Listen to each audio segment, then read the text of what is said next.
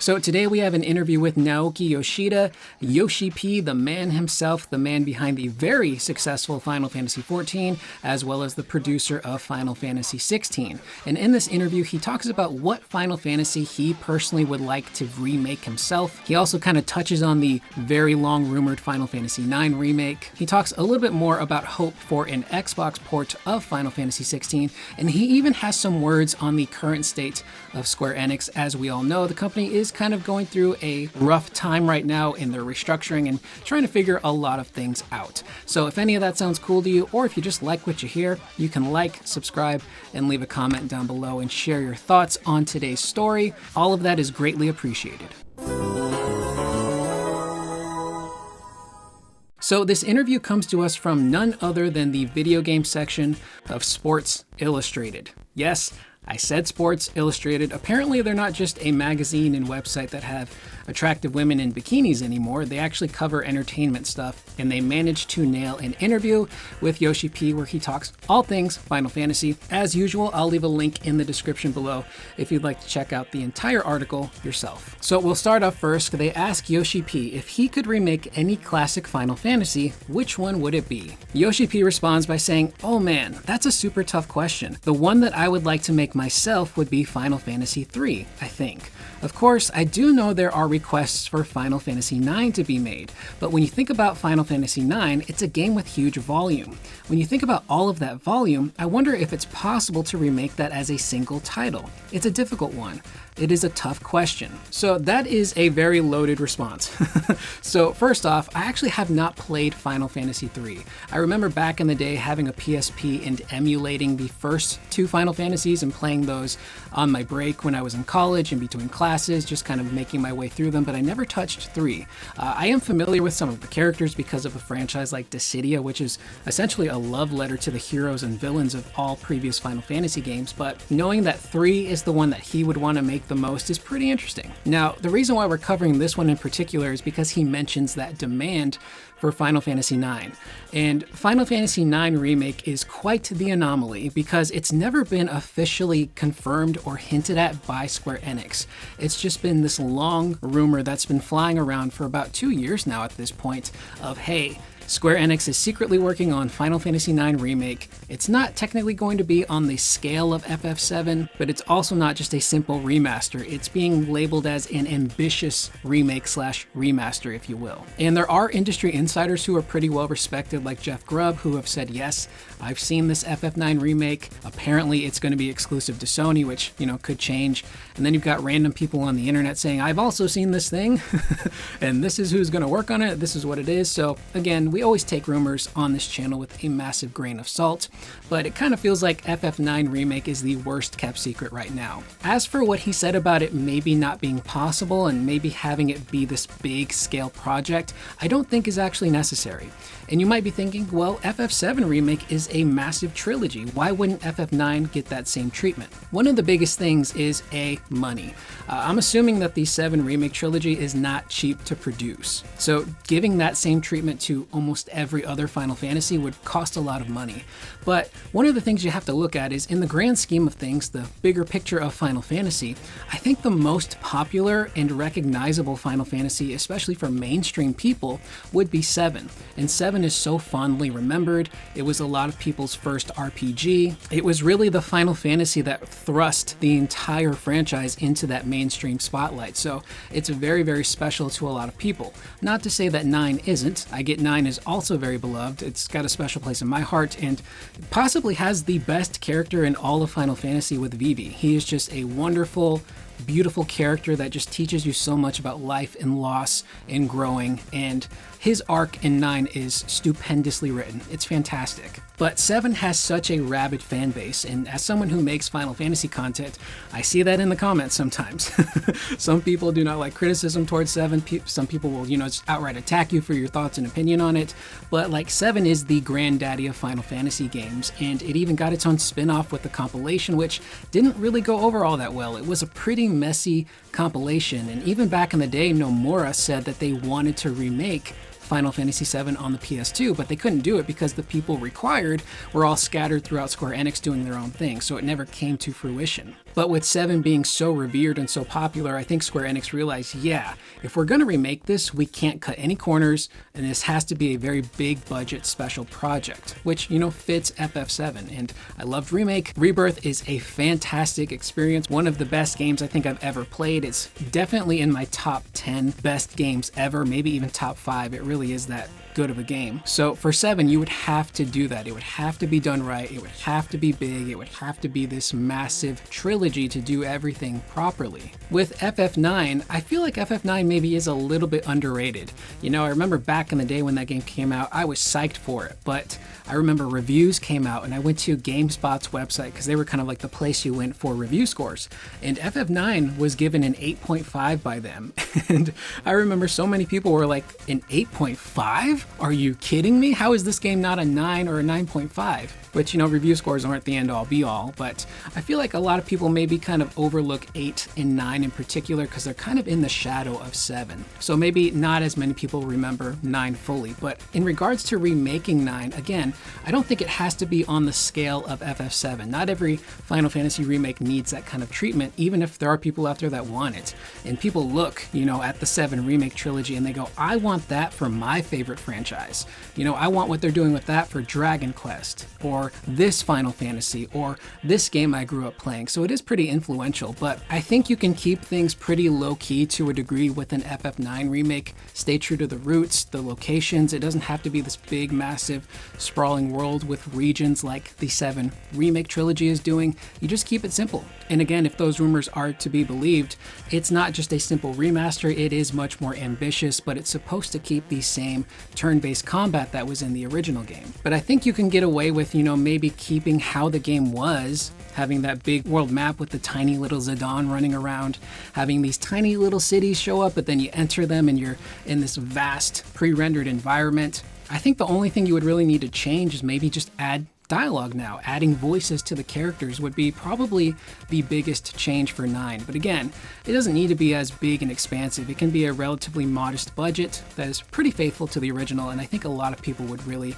click with that. Up next, they ask Yoshi P again about that rumored Xbox port for Final Fantasy XVI and if there's any updates. Yoshi P responds by saying, of course we did announce the PC version of the game, so looking towards the Xbox version, we do want to release it on Xbox. But when it comes to the specifics, such as when the game would be available and such, we are not in a position to be able to share anything. But of course, I want to say that it's not as if there's zero hope, and we very much do want to achieve that. So players should not give up in terms of their hopes. I feel like as of right now, it's pretty much a guarantee that 16 will come to Xbox. In what form? I don't know. And when I say form, I mean, do they release physical versions? Can you buy the game digitally, or will it be a deal between Microsoft and Square Enix where a massive check is cut and 16 enters Game Pass for people to play for free? No one really knows at this point, but it kind of feels like we're in that time frame of, yeah, announcing 16 for an Xbox should have probably happened by now, and we are currently in the midst of Tokyo Game Show. Square Enix already did their presentation, which was focused on Dragon Quest, and there hasn't been any announcements in regards to 16 coming to Xbox. So maybe this is something that happens at the Game Awards, where Jeff Keighley has a trailer, he announces, hey, FF16 finally coming to the Xbox platform. But again, the more people that get their hands on these games, the better. More people get to experience them. It allows Square Enix to potentially make more money back and recoup a lot of that budget from development costs. And again, Yoshi P isn't flat out saying that's never going to happen. He is still giving people signs that, yeah, you know, just wait a little bit longer, it's coming. Up next, they ask Yoshi P what is his favorite minigame in all of Final Fantasy. He responds by saying, that would be the snowboarding in Final Fantasy VII. The reason why is because I go snowboarding myself in real life. Actually, back in the time the original 7 was being developed, snowboarding had a huge boom in Japan, and I think that probably played a part in the development of that minigame. Knowing that snowboarding is actually his favorite minigame across all of FF7 is super sick, because I think we all really enjoyed the original snowboarding in FF7. Its placement within the story is not the best. Spoiler alert for those of you who haven't played any of the FF7 stuff, but in the original game, it's pretty much like you lose Aerith, you talk, and then you go snowboarding. It feels kind of out of place for the story and the context of what's happening. But it's snowboarding, it's fun, and snowboarding is something that will show up in 7 Remake Part 3. The developers have already confirmed that, and if you go to the Gold Saucer, I forget which section it is, but it's the area that has Queen's Blood and G-Bike and the 3D Brawler, there is a under construction section for snowboarding. And it would be pretty sick if they implemented snowboarding into the gameplay mechanics of Icicle Inn in that entire region. Instead of maybe using a chocobo or having to walk on foot, maybe our party just snowboards around the environment to get to hidden caves, different equipment, materia, what have you. I think it'd be a really cool mechanic to incorporate in there instead of it just being a simple minigame. Let our players use the snowboard to get around. And the last thing we will end with is Sports Illustrated again points out that Yoshi P is a massive figure within this industry, and with Square Enix going through a lot of changes, does he have any specific message to give to the fans? Yoshi P responds by saying, "I want to say thank you to all of our players. They've provided passionate support, not just for us, but for other Square Enix games as well, and they've really gotten us through tough times. So more than anything, I would like to say thank you so much to our players. In the Final Fantasy franchise, we have support from all our fans and also the media, and the same goes for Final Fantasy XVI as well. But I would just like to say that Square Enix is working really hard to provide new experiences and releasing new games. We are going through some tough times at the moment, but we very much appreciate the support of our players. So we do hope that you will convey our thanks to all of our fans and players." So if you guys have been following my channel for the past few years, you'll know that I'm relatively new to Yoshi P. I don't play 14, so I didn't really follow the development history of that game and how fans receive Yoshi P, but when 16 started to be developed and I was watching all of these press conferences and these events where Yoshi P was there with FF16, and also looking at Final Fantasy XIV events, this guy is a rock star to this community. He's super popular and he snowboards. Like, how cool is that? Like, this is a legit game development rock star. So it was through 16 and a lot of like the PAX events and just kind of learning about like his personality and his sense of humor where I kind of started to become a little bit more familiar with how he is and where his placement is within like the fan community. But watch any Final Fantasy XIV event and the moment he shows up on stage or, you know, in the arena with the fans, people lose their minds. He's a genuine rock star to them. He's got so many creative ideas, and he and his team essentially saved Final Fantasy XIV and made it one of the most, if not currently the most successful MMO RPG on the planet. There are still millions of people that play 14. I've even dabbled in it, even though I'm not a big MMO person. I was like, I gotta at least check out what 14 is all about. And although it is cool, I'm just not really into MMOs. I think I'm a little too impatient to play through them. But if there is anyone that could give a reassuring message, so to speak, it would be Yoshi P. And with Yoshi P being one of the, you know, top executives at that company, he's probably feeling a lot of this pressure as well. You know, he and CS3 have the success of Final Fantasy XIV, but then Square Enix comes out and say, yeah, your other game 16 didn't meet our sales expectations. So he's probably going through it, as is everyone else at Square Enix. And again, Square Enix is in a rut right now. And again, I always compare them to Capcom. Capcom was in this very similar situation where they just didn't know what the heck they were doing. Budgets were being blown out of proportion. The quality of their games were suffering. But eventually they got through that tough period and were able to, you know, find themselves again and find so much success. And they're on top of the world right now. And one of their biggest games ever, Monster Hunter Wilds, is going to be coming out in February. And that is going to be absolutely massive for them. So Square Enix, you know, right now they kind of got to get through the thick of it and hopefully come out on the other end knowing what it is that they're going to do moving forward with their games, with their budgets, with marketing, and even with the Final Fantasy franchise. And I did a video recently that I think is kind of controversial, which is a little strange, because one thing I actually do focus on is trying to be as positive as I can about things that I really like and care about, because there's just so much negativity out there already when people talk about video games. I don't want to contribute to that, and I'm also just not that kind of person who gets super negative. But I talked about recently the identity of Final Fantasy. Are they experiencing an identity crisis? And I just listed a bunch of things that could be playing a part in why Final Fantasy is, you know, not selling as well as it is. And I think maybe people thought that I was dunking on the franchise, which I was not trying to do. I was just offering a the devil's advocate perspective, I guess, of well, maybe, you know, Final Fantasy needs to have a consistent thing for fans to grab onto in terms of the gameplay mechanics. Maybe that's an aspect that could help. And that was basically it. And people did not like that. But, the way I view Final Fantasy is, if the games continue not to sell well, that's not great.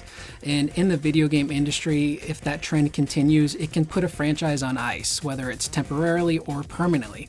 Now, granted, this is Final Fantasy. It's a still very popular, big franchise, so I don't know if Square Enix would ever shut it down. I don't think they would. It's still too important to them. But the most important thing is that, as many people get to play these games as possible, because I, again, look at a game like Rebirth, which is stupid good, and it sold, relatively low. And I just want more people to get to play these games and have an incredible experience. Even Final Fantasy XVI, there are going to be people out there that just click with 16. And I talked about this last year when 16 was not nominated for Game of the Year.